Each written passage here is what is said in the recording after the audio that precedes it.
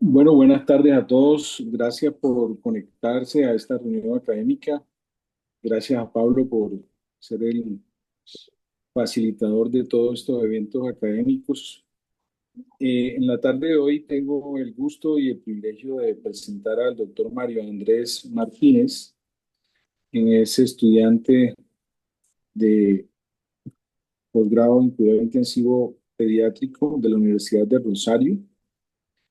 En el día de hoy, Mario Andrés nos va a ilustrar sobre un tema bien importante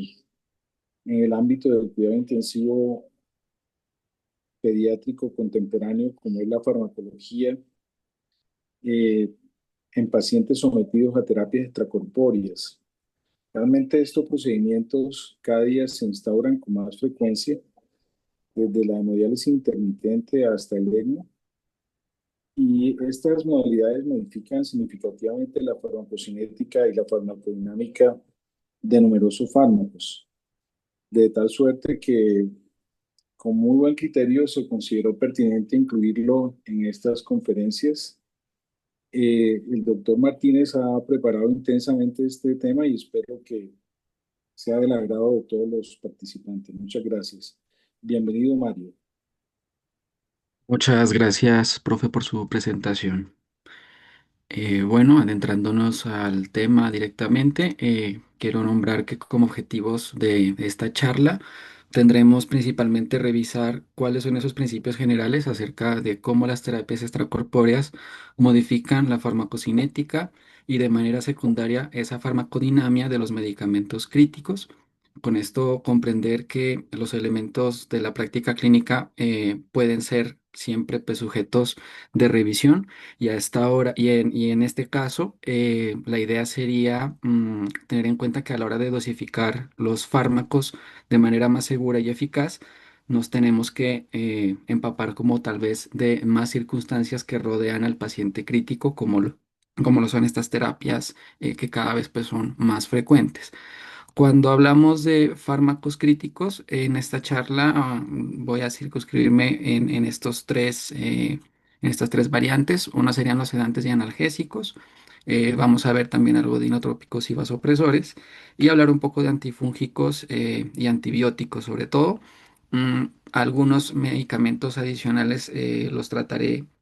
en algunas de las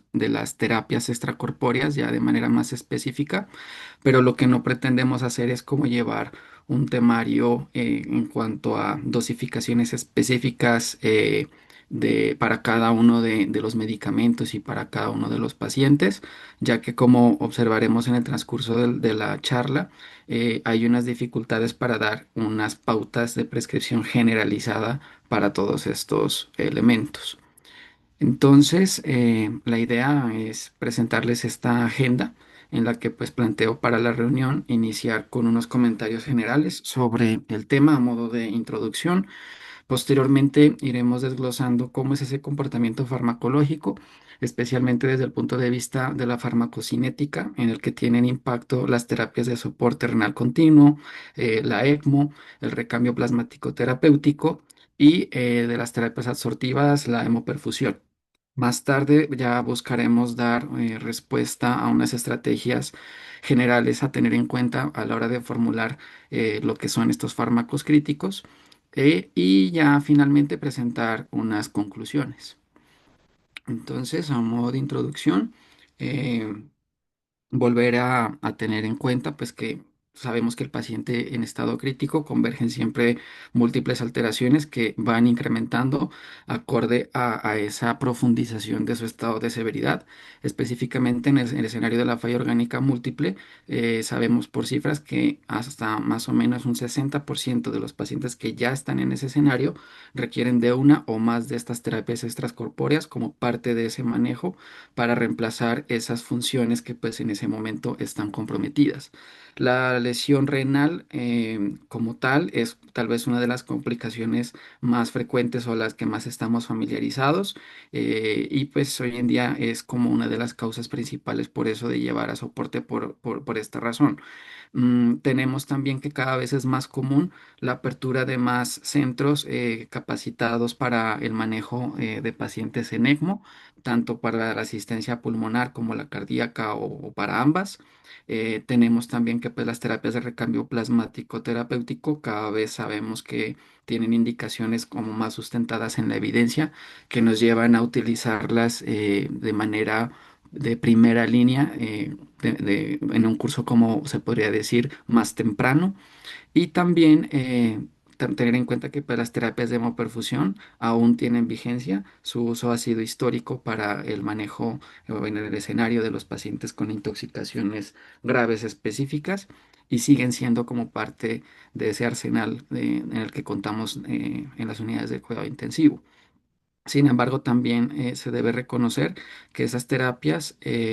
todas las terapias extracorpóreas, nos alteran la forma en la que el paciente va a procesar y va a eliminar esos medicamentos. Y es por esto que pues, siempre va a haber un riesgo latente, tanto de infra como de sobredosificación, si no realizamos los ajustes adecuados que tengan impacto en esa eficacia de la que habíamos hablado antes y también, sobre todo, en la seguridad para poder administrar esos pacientes perdón, esos medicamentos en el paciente crítico. Tener en cuenta nuevamente o recordar conceptos que vimos previamente acerca de alteraciones farmacocinéticas que conocemos en el paciente crítico, nuevamente presentando lo que es el acrónimo ADME. Aquí básicamente a tener en cuenta es que en el paciente crítico la A suele estar generalmente inalterada porque en UCI la mayoría de fármacos que administramos tienden a ser por vía intravenosa. Los que van por otras vías, pues podrían ser eventualmente más susceptibles de estar alterados, pero en nuestros pacientes va a ser una variable como menor a tener en cuenta. Como segunda variable importante, la distribución. Como consecuencia de la enfermedad crítica, nuestros pacientes tienden a tener un agua corporal más elevada y unas proteínas plasmáticas más reducidas, lo cual obviamente va a interactuar en cómo los medicamentos van a distribuirse. Tenemos como tercer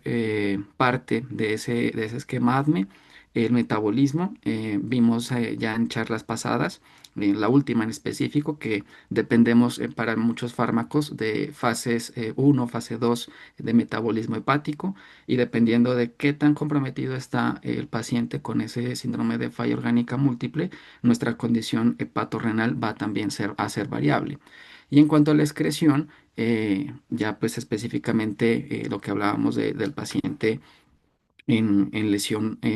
o en compromiso severo, casi siempre va a tener una función renal disminuida con una depuración comprometida. Por tanto, tenemos que estos dos componentes, el de la distribución y el de la excreción, son los que más comúnmente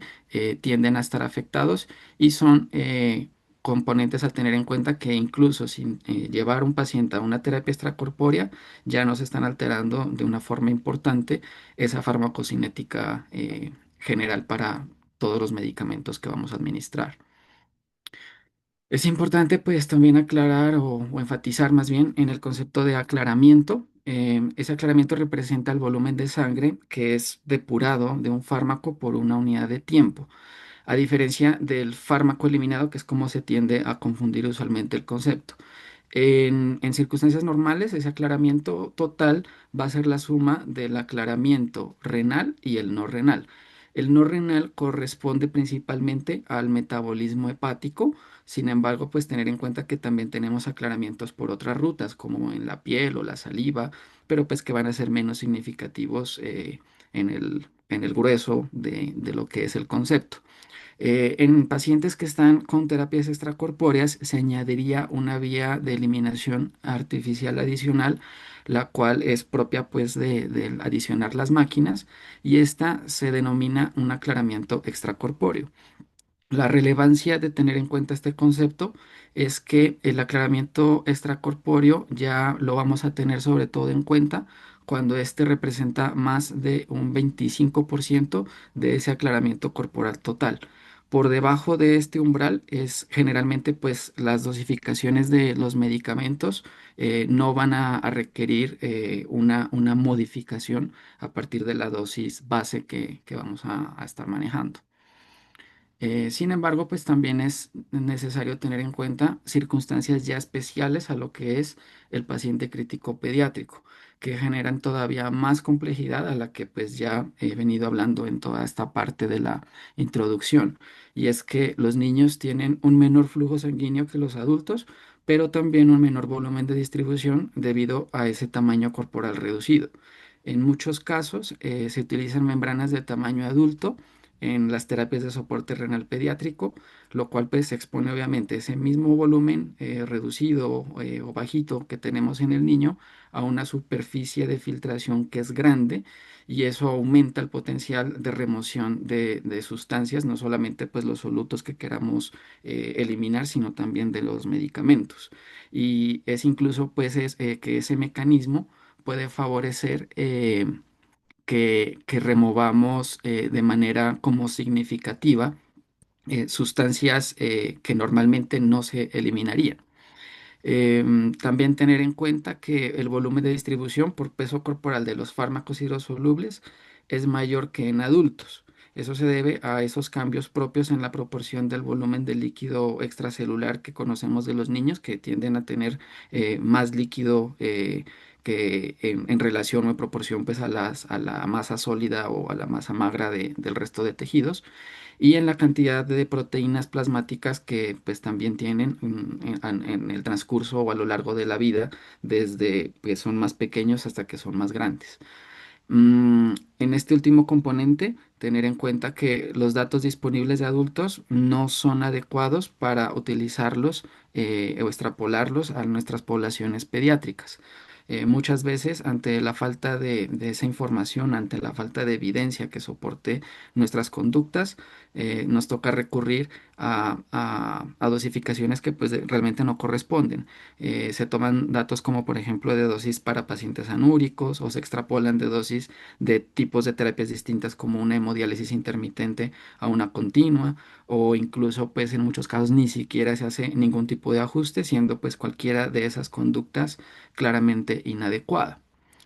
Es por eso pues que entonces empezaremos ya a revisar parte por parte de cada tipo de terapia, cómo tendríamos como esas interrelaciones y cómo mecanismos o estrategias para tratar de superarlos. Recordar que en las terapias de soporte renal, en general lo que buscamos es un intercambio de solutos y agua entre los dos compartimientos que van a estar separados por la membrana semipermeable.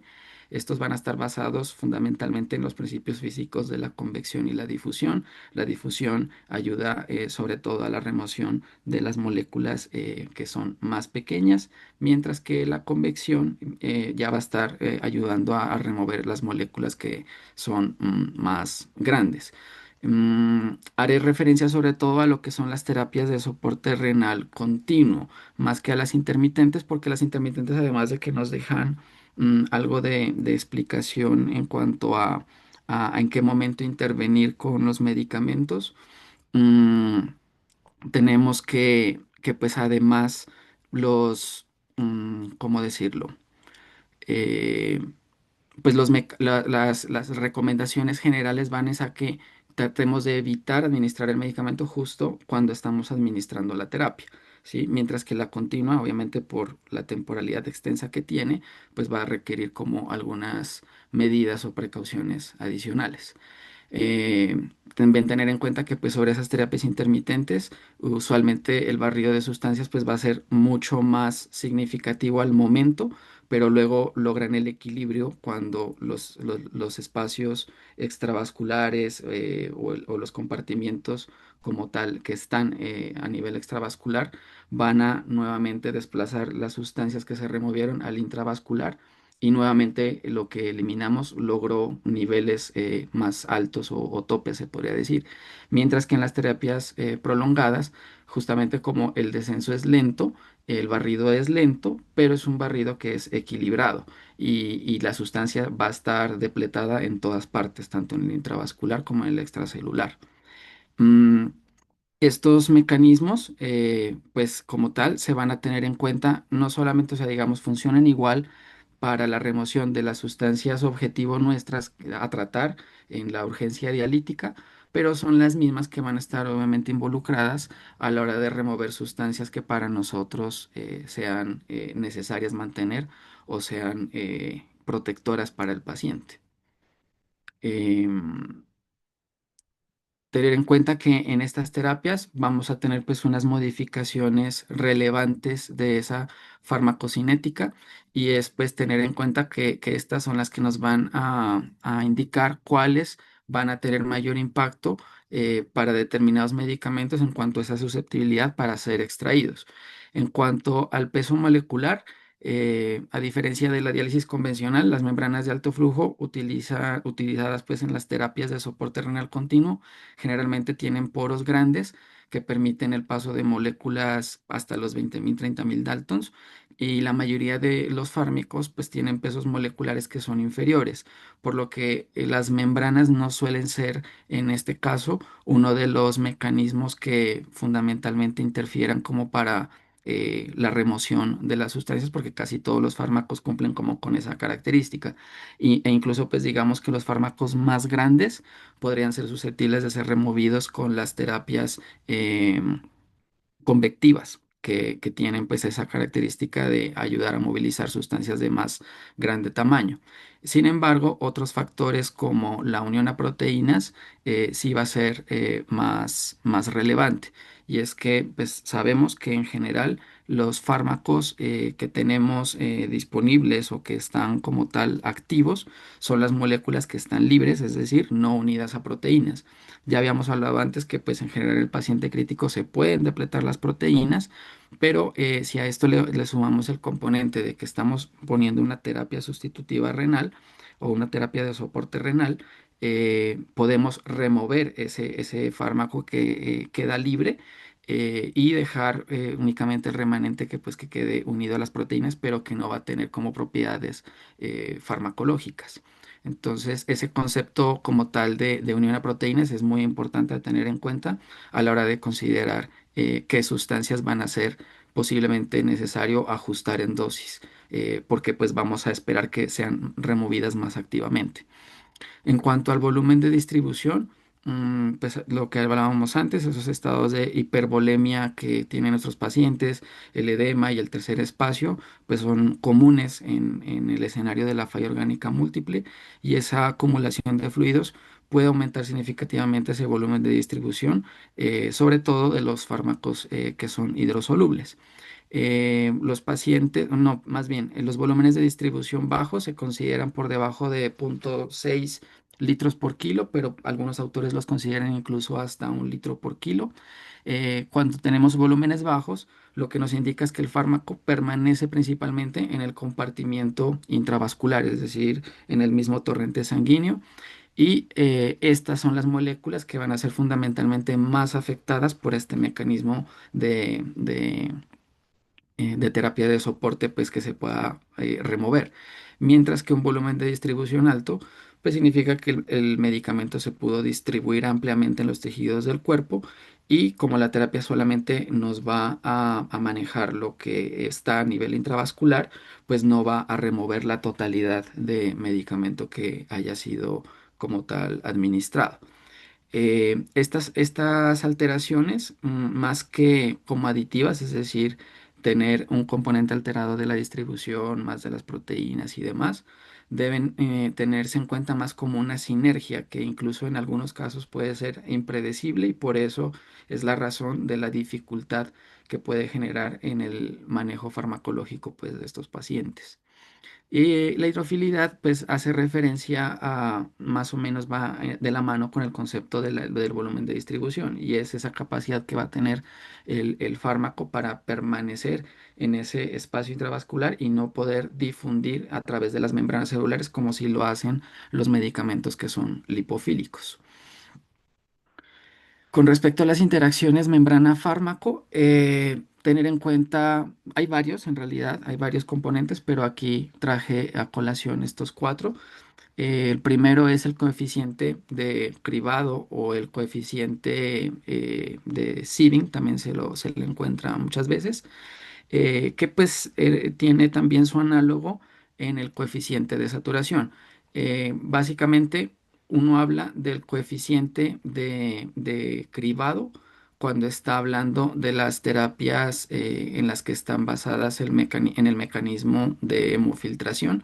mientras que si va en el de difusión se habla de desaturación, pero hacen alusión como a lo mismo y es como que trato de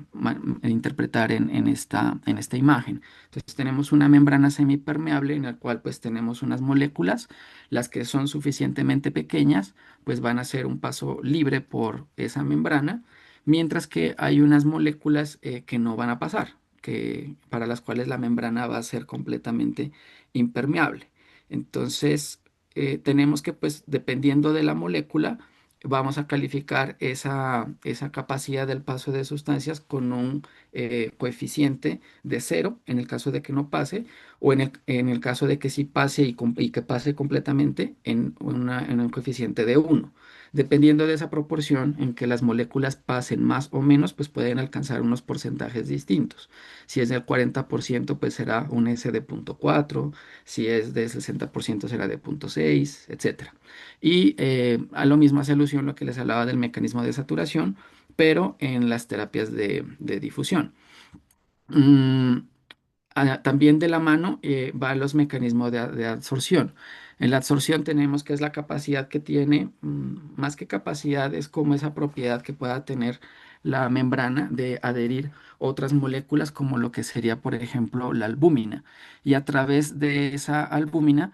que se fijen también medicamentos a esa albúmina y que por consiguiente puedan ser removidos, pero por las propiedades absortivas de la membrana. Y hay otro componente también que se conoce, que es el efecto de Gibbs-Donan, y es como lo contrario, y es que la albúmina que está adherida a esa membrana absortiva, como tiene una carga iónica, puede repeler otras moléculas que normalmente uno esperaría que pasen por la membrana, pero no lo hacen justamente porque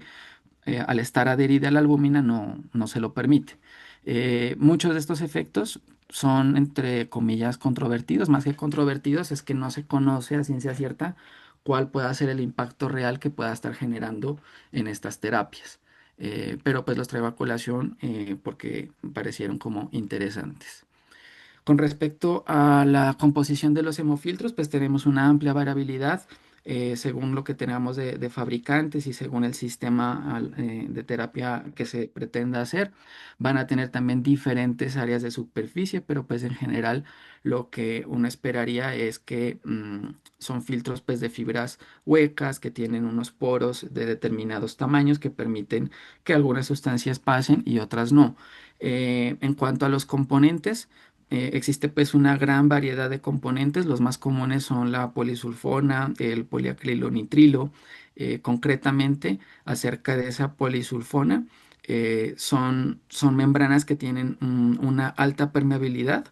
y tienden a tener una menor absorción a sustancias, a diferencia de lo que sí puede ocurrir con los filtros de poliacrilonitrilo, que es lo que trata de mostrar más o menos esta imagen, en donde es más frecuente o es más usual que se pueda presentar ese fenómeno de absorción y por tanto pues de remoción de sustancias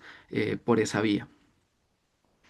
Entonces, tenemos que como condicionantes importantes para el aclaramiento de sustancias en las terapias de soporte renal, la principal va a ser la tasa de efluente, teniendo en cuenta que el flujo del efluente va a ser la suma del flujo del ultrafiltrado en la convección y o pues el flujo del dializado en la difusión y pues ambos en el caso de que sea una hemodiafiltración. Un flujo que es más alto va a significar que hay una depuración mayor por el tiempo pues, en el que se esté ejecutando y por lo tanto eso se traduce en un potencial mayor de remoción de sustancias, en este caso también de fármacos. Otros factores entonces que van a ser importantes, como ya los mencionaba antes, pero que van decayendo como tal en significancia, podrían ser la unión a proteínas, el tipo de membrana y la porosidad. y la función renal residual del paciente, que claramente si un riñón pues todavía mantiene algo de función, va a ser un efecto adicional sobre el manejo de esas sustancias que va a ser muy difícil muchas veces de predecir. Y ya en menor proporción, otras variables como lo son la posición de los líquidos de restitución, en el caso de las terapias de hemofiltración, volumen de distribución que tenga el paciente en determinado momento y, como les mencioné antes, los pesos moleculares, por lo que pues casi todas las sustancias tienden a influir por los filtros.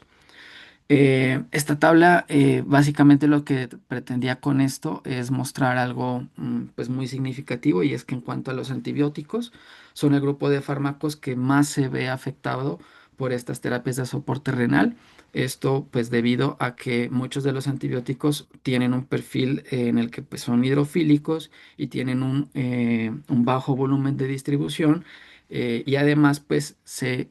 eliminan fundamentalmente por la vía renal. Entonces son moléculas que pues casi que cumplen la definición completa de sustancias susceptibles para ser eliminadas por las terapias de soporte renal. Esa eficacia en la eliminación ha llevado a que algunos autores hayan formulado un concepto de lo que se denomina el dialitrauma, y hace alusión justamente a que nosotros intervenimos con algunas terapias buscando impactar obviamente en la enfermedad del paciente, pero con la misma terapia estamos haciendo la eliminación o como tal haciendo que repercuta en el manejo de la infección misma, que es la que nos llevó a esa lesión renal. Entonces acuñaron ese término de dialitrauma. En este punto, pues cabe resaltar que por eso la decisión clínica de iniciar una terapia de soporte renal debe ir también de la mano con un plan pues diseñado para prever esa situación y de pronto adelantarnos a tomar los ajustes que sean necesarios para evitar ese escenario de falla terapéutica asociado a ese fenómeno. Entonces, como recomendaciones pues, generales en el caso de los antibióticos, tener en cuenta que pues las dosis de carga se deben mantener siempre completas por los volúmenes de distribución que venimos comprometidos y demás. A veces se busca reducir dosis desde el principio, y al contrario, lo que hay que hacer en este punto es lograr las altas concentraciones del fármaco en estos pacientes. Aquellos que sean susceptibles de hacer niveles, y esto va a ser muy recurrente en varias diapositivas, se recomienda pues al 100% monitorear sus niveles. Y en el caso de pues, estos antibióticos hidrosolubles, como lo son los betalactámicos, aminoglucósidos y la vancomicina, tener en cuenta que se eliminan muy activamente, por lo que en los que sea posible se recomienda por eso usar infusiones continuas o prolongadas, y se tiene que tener incluso en cuenta asociar dosis incluso superiores cuando nosotros tenemos tasas de efluentes que superen los 35 mililitros por kilo hora. En cuanto a los antifúngicos, tener en cuenta nuevamente ese concepto que, pues básicamente la terapia soporte renal está diseñada para remover lo que el riñón normalmente remueve. Entonces, los fármacos que también se van a ver involucrados aquí es los que eliminan activamente por el riñón, como lo es el fluconazol, que ese se elimina muy fácilmente. Con respecto a los otros antifúngicos, que aquí pues vemos voriconazol, tenemos también caspofungina en las equinocandinas y anfotericina B. Estos tienen mecanismos metabólicos distintos en los cuales pues hacen pasos a través de metabolismo hepático, y finalmente pues excreción también pues por orina o excreción ya de los metabolitos pues inactivos por materia fecal, y estos no tienen como tal ese paso a nivel renal, y hace que pues no sea necesario que se hagan ajustes debido pues a que tienen una mínima interacción con lo que sería la terapia de soporte renal. Con respecto a los vasoactivos y sedantes, lo mismo, si bien estos son fármacos que pues también van a ser críticos, hay un punto en el que convergen muchas de las cosas que encontraba haciendo la revisión, y es que no hay como recomendaciones específicas en cuanto a cómo lanzarlos, porque pues básicamente nosotros tenemos una manera objetiva, en este caso sí, de observar cuál es la respuesta, y es que pues medimos presiones arteriales, estamos evaluando los índices cardíacos. Entonces el ajuste de la dosis va a depender realmente de la respuesta al paciente. Nosotros compensamos cualquier pérdida del medicamento que pueda estar ocurriendo a partir del seguimiento clínico que se hace a él. Entonces, hay como más bien explicaciones teóricas de si hay o no hay interacción, pero pues no hay pautas específicas de si se debe o no se debe hacer ajustes adicionales.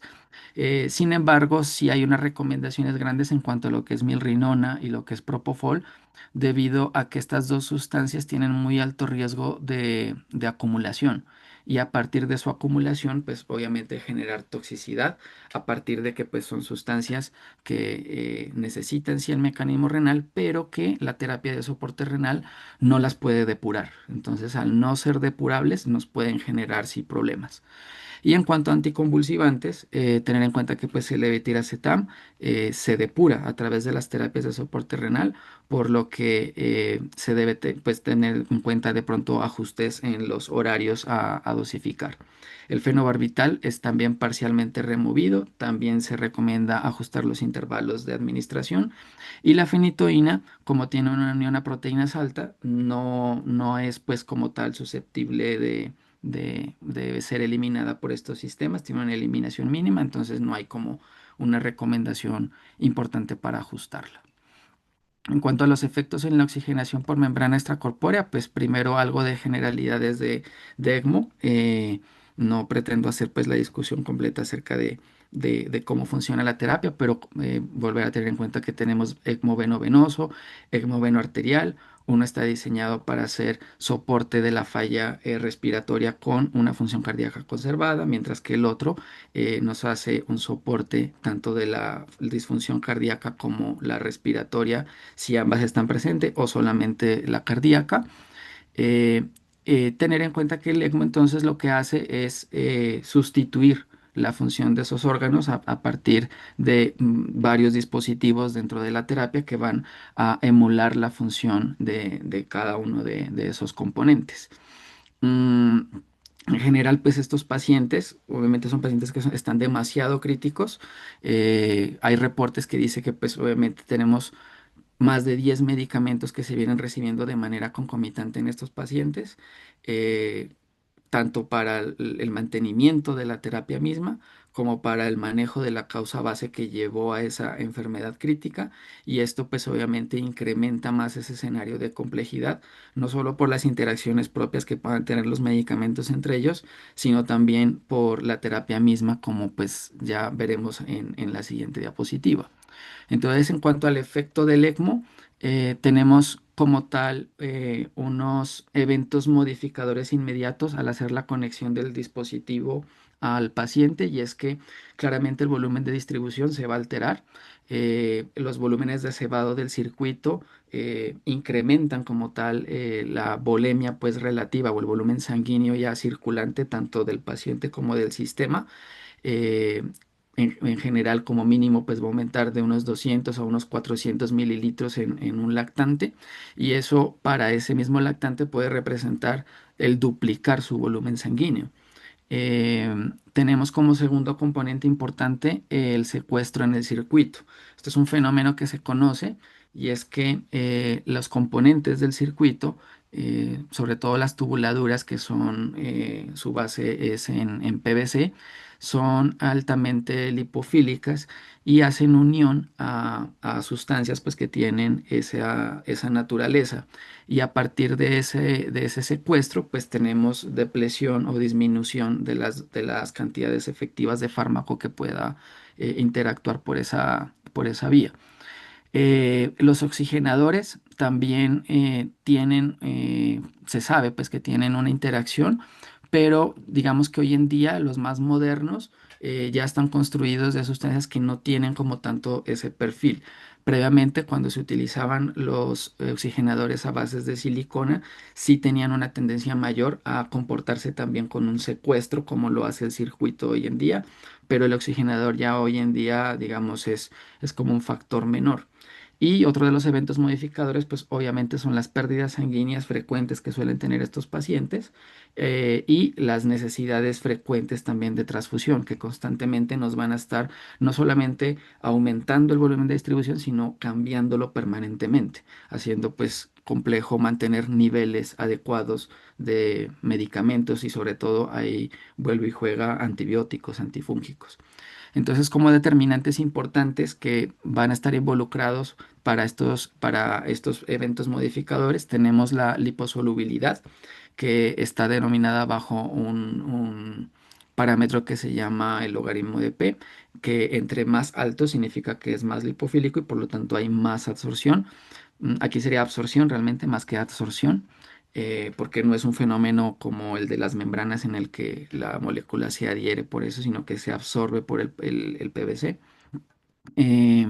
También como determinantes vamos a tener la unión a proteínas plasmáticas, porque si bien el medicamento por sí mismo puede no ser liposoluble y sí más bien hidrofílico, si se adhiere a proteínas plasmáticas, estas proteínas eventualmente pueden agregarse al circuito, adherirse al circuito y hacer secuestro. Las cargas de las eléctricas de las moléculas, por esos efectos que veíamos antes de Gibbs-Donan, también están mencionados, y la duración y el tipo de circuito. En cuanto a los sedantes y analgésicos, nombrar pues que básicamente midazolam, fentanilo, que son sustancias que pues usamos muy frecuentemente, son extremadamente lipofílicos. En este estudio de Wilshut y colaboradores, lo que trataban de mostrar era cómo interactuaba con unos circuitos, los primeros, los que se ven acá más abajo, son como los más habituales, que eran circuitos de membranas de silicona con bombas de rodillo. Y en estos circuitos tiende, en este caso el midazolam, a ser secuestrado casi que en su totalidad, alcanzando a los 180 minutos apenas presencias del 0,35%. Entonces, este es un fármaco que sí se ve bastante alterado. Entonces, la recomendación general para los sedantes es que cuando se inicia la terapia EMO, casi siempre vamos a requerir titulación frecuente en las primeras 24 horas y dosis de cargas altas. Pero tener en cuenta también que pues obviamente esto va a ser más, entre comillas, fácil de evaluar porque estamos viendo la respuesta del paciente. Entonces, más que niveles, es justamente ese seguimiento clínico el que nos va a permitir actuar en cuanto a qué incrementar o no de dosificación. En cuanto a los antibióticos, tenemos evidencia que en realidad es como muy controvertida. Tanto para ceftriaxona como vancomicina y meropenem, los reportes son como variables en cuanto a si se retiene o si no se retiene. En las penicilinas hidrosolubles, al parece ser que son como menos afectadas y en general pues se busca nuevamente como se recomendaba en las terapias de soporte renal continuo, que en aquellas que podamos manejar infusiones continuas o funciones extendidas, pues podemos alcanzar como mejores niveles terapéuticos e igualmente se repite lo que habíamos hablado antes, se recomienda en estos casos hacer niveles cuando estén disponibles. De los antifúngicos en ECMO, eh, básicamente aquí de importante, el voriconazol es altamente secuestrado por el circuito. La anfotericina B liposomal tiene un riesgo teórico pues también de pérdida, sin embargo no es que esté como del todo demostrado, hay también mucha discrepancia en cuanto a las recomendaciones, pero en las que indica que sí se depleta, los autores llegan a recomendar que incluso se incrementen dosis, pues guiadas obviamente en cultivos persistentemente positivos, escenarios de falla terapéutica, en subirlas incluso por encima de los 10 miligramos por kilo y por día. Y en el caso de las equinocandinas, si ustedes ven acá, el logaritmo de P es un logaritmo de P bajo, es decir, es hidrofílica, pero la evidencia, que si bien también en algunos casos es controvertida, muestra que también se pierde. Y lo que se tiene como hipótesis de por qué se pierde es justamente lo que les explicaba antes, y es que al ser al tener pues una unión a proteínas, al unirse ya las proteínas, estas proteínas sí se pueden secuestrar por el circuito y por tanto pues en esa vía perder el medicamento. Aquí nuevamente la evidencia en vasoactivos pues es limitada. Pareciera que las catecolaminas no se ven afectadas significativamente y nuevamente se recomienda monitorizar según la respuesta hemodinámica. Y en otros medicamentos de ECMO, la fenitoína y el valproato tienen muy alta unión proteica, por lo que también tienen ese riesgo de asociación y pérdida.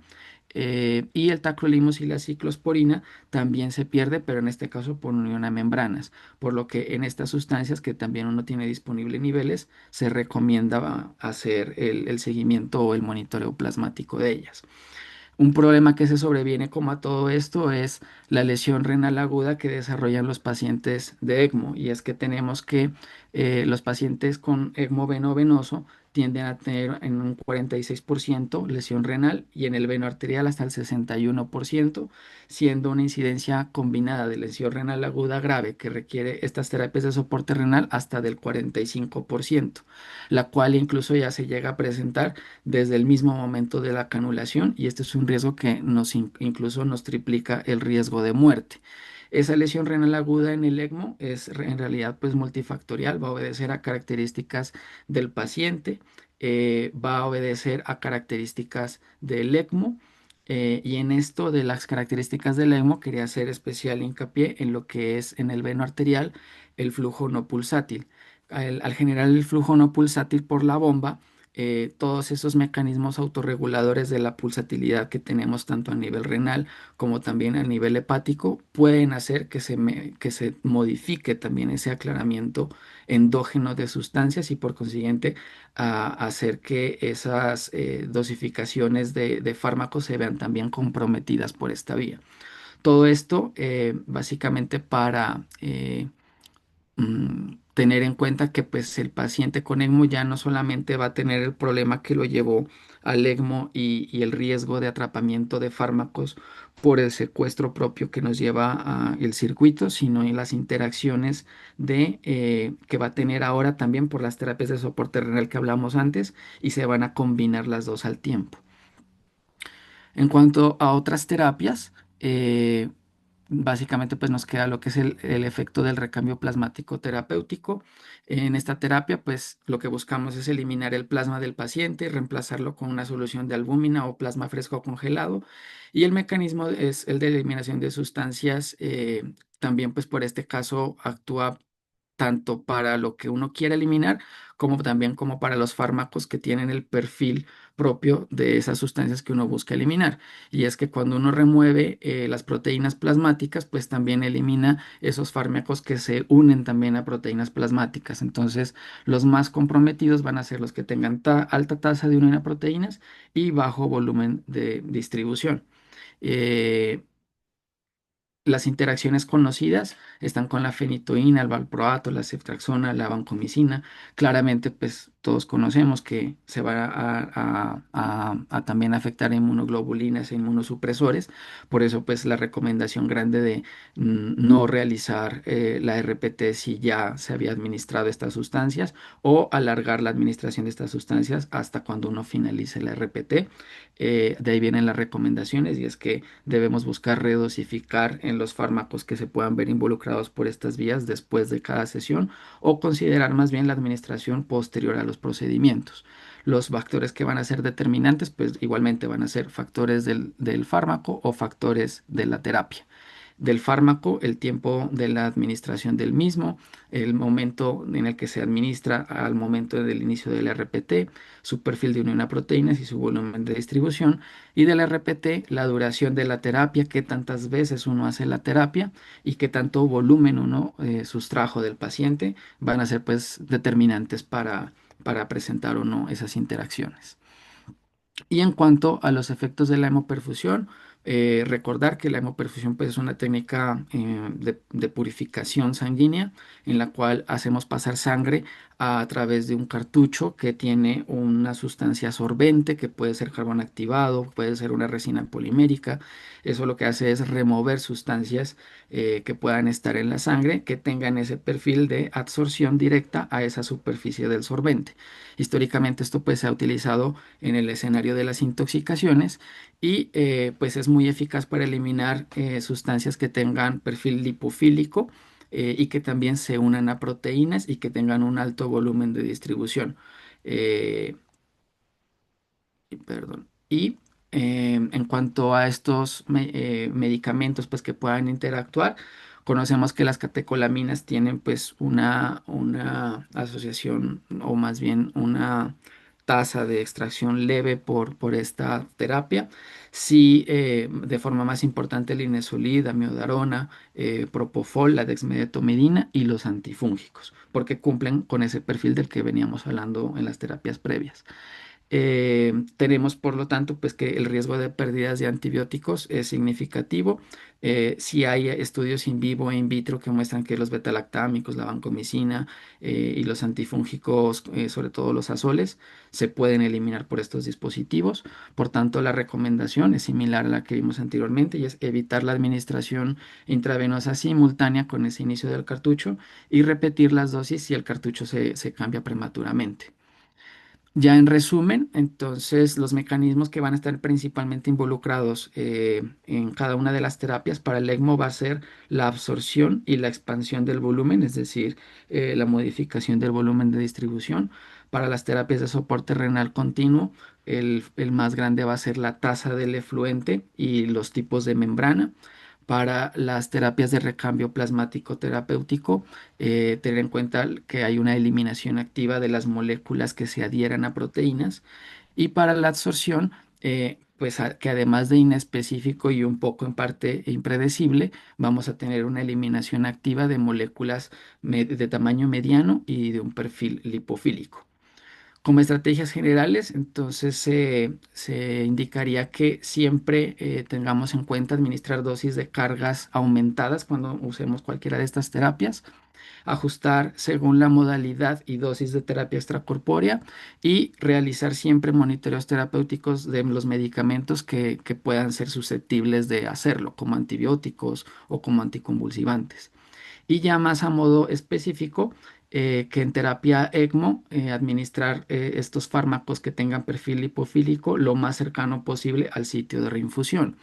Sin embargo, se debe tener en cuenta que la disposición de las conexiones de los circuitos, en donde también tenemos que mitigar pues, esos riesgos de embolismo aéreo, la introducción de medicamentos en esta parte pues, puede verse controvertida, por lo cual uno debería valorar el riesgo-beneficio de esas intervenciones. Eh,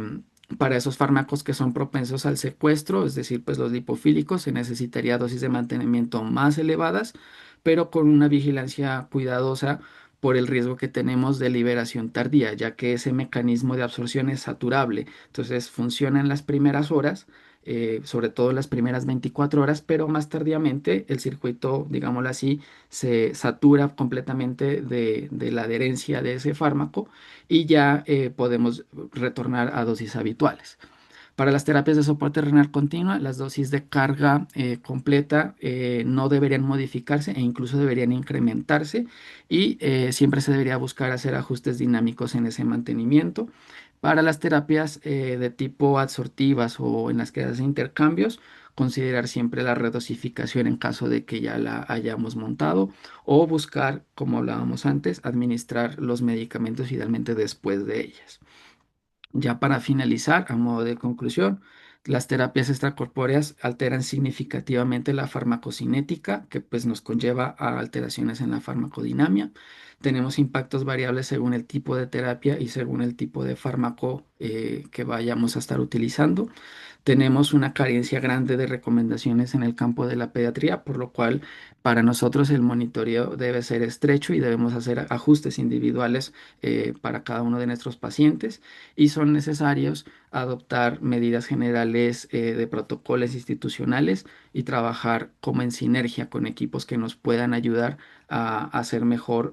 soporte en estos pacientes, como lo son químicos farmacéuticos, grupos de farmacia clínica o entre otros que puedan llevar a administrar estos medicamentos de forma más eficaz y más segura. Muchas gracias.